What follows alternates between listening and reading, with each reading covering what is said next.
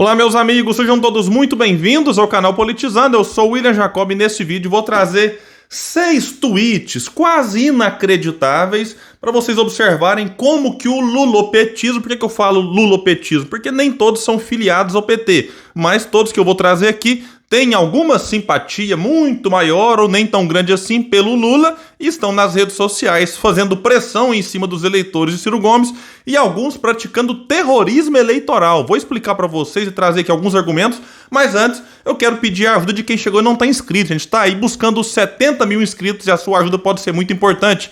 Se inscrevendo, ativando a notificação, deixando um comentário aqui embaixo, o que vocês acham disso tudo, se vocês perceberam também essas movimentações e, se puder, compartilhando para que a gente fure bolhas e chegue mais longe.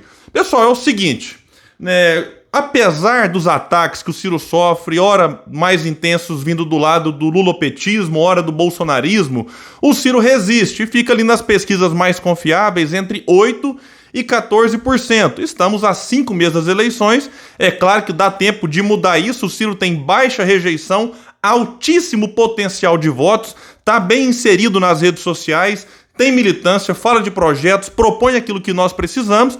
Então, petistas e bolsonaristas, obviamente, tentarão impedir que Ciro cresça ainda mais nas pesquisas, tentando criar em torno de si a onda para que ele chegue no segundo turno e chegando, na minha opinião, não importa contra quem, Ciro tem tudo para sair das eleições como o novo presidente do Brasil. Como não podem acusá-lo de corrupção, de envolvimento com Gedel, com Eduardo Cunha, com Michel Temer e outros nomes, que muita gente sabe o que já fez no verão passado, como também não podem chamar o Ciro de negacionista, de alguém que tem envolvimento com rachadinha e outras questões mais, ou seja, não podem chamar o Ciro de corrupto, porque o Ciro em 40 anos de vida pública nunca respondeu a um processo por corrupção, nem para ser absolvido. Também não podem chamar o Ciro de despreparado, nem de incompetente, porque por onde ele passou foi altamente avaliado, prefeito, governador com aprovação recorde na sua época, comparado aos demais prefeitos de capital e também governadores. Enfim, então eles partem qualquer estratégia. Produzir fake news de um lado, isso vem muito do bolsonarismo,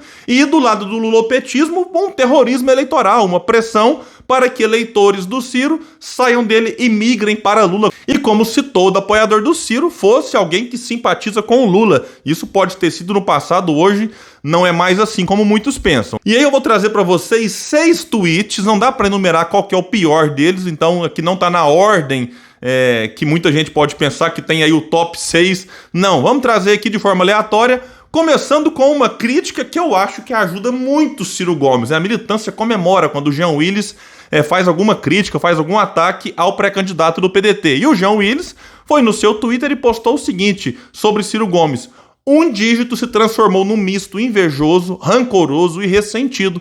Está cada vez mais feio. É o Smigol versão Sobral. Cruzes. Eu nunca vi um dígito preocupar tanto assim para as pessoas perderem tempo indo nas redes sociais. E aqui não vou nem falar sobre essa coisa de um dígito, porque como eu já mostrei aqui, tem pesquisa que o Ciro está com 10, 13, 14, então é só mais uma coisa para tentar passar para aqueles que acompanham o Jean de que o Ciro é alguém que não tem chance e tudo mais. Mas, como eu disse, a militância do Ciro acha isso aqui excelente, porque o Jean Willis é alguém extremamente rejeitado por grande parte da população. Ele tem simpatia por quem dificilmente vai votar no Ciro, já é aquele lulopetista rendido, ao candidato do PT, então é o tipo de postagem que o pessoal até printa e sai espalhando. Gente, olha o que o Jean Willis falou de Ciro Gomes aqui. E a militância fica preocupada se o Jean Willis passar a elogiar o Ciro, mas talvez se o Ciro começar a andar com Gedel, com Eunice Oliveira, com Renan Calheiros, com Eduardo Cunha, com Michel Temer, lotear as estatais entre corruptos, talvez o Jean passe a gostar dele, Mas como não gosta,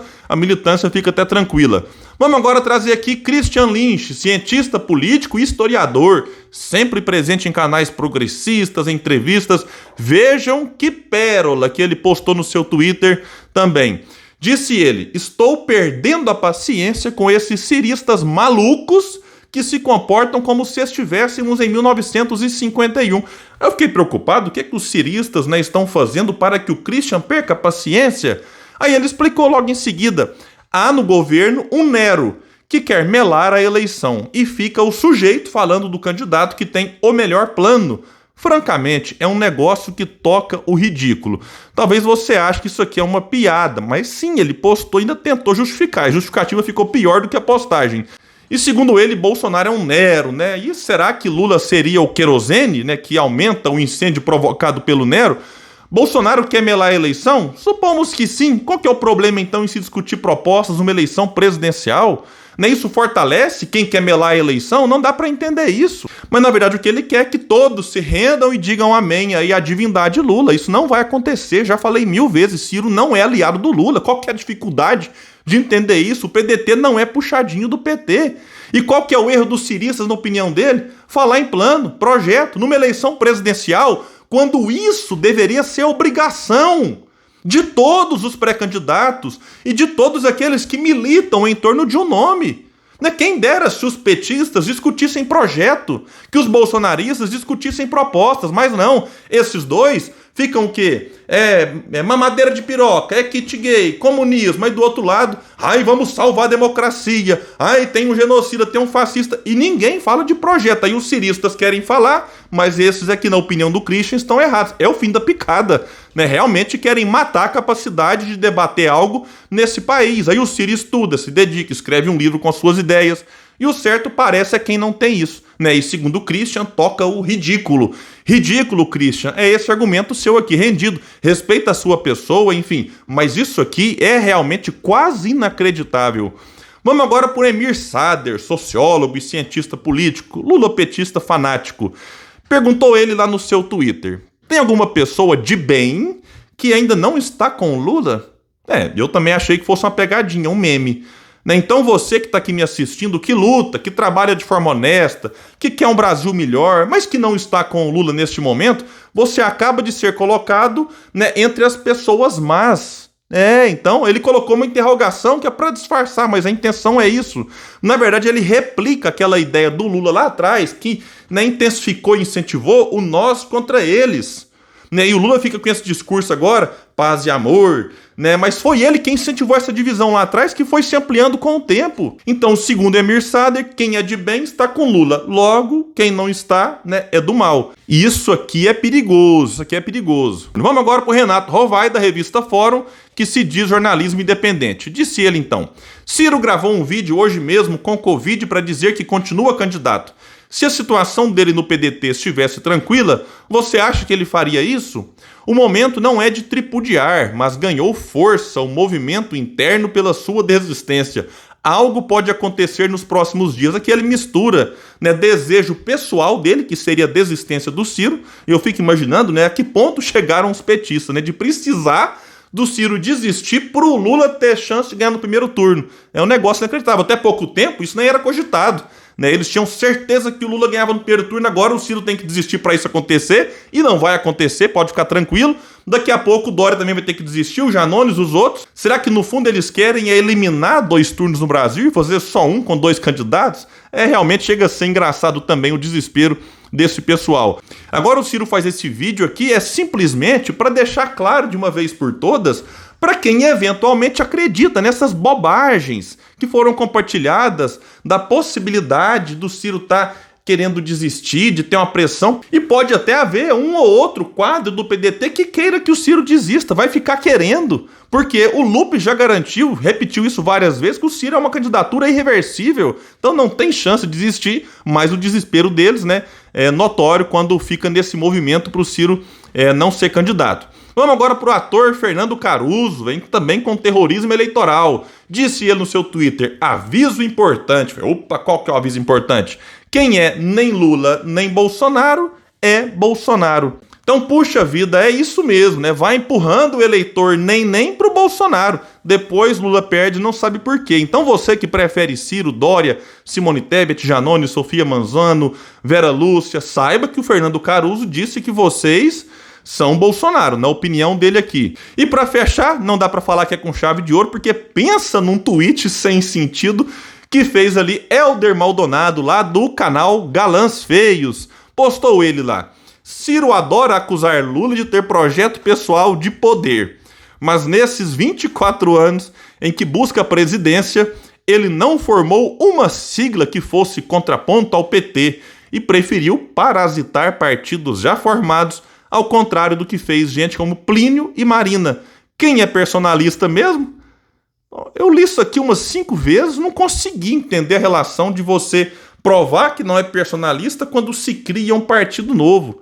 Agora, quando o Ciro acusa Lula de ter um projeto de poder pessoal, é só você olhar para a história do PT. Né? Da redemocratização para cá, em todas as eleições diretas, ou foi Lula ou um candidato que o Lula escolheu, mandou, colocando máscara sua, 89, 94, 98, 2002, 2006, Lula. Aí em 2010, como ele não podia se reeleger de novo, porque se pudesse certamente ele queria, né, foi a Dilma. Em 2014, muitos contam que a ideia era o Lula voltar, só que a Dilma se impôs no partido e foi reeleita. Em 2018, o Lula da cadeia impôs o seu nome, foi candidato, sem poder ser, mentindo para a sociedade.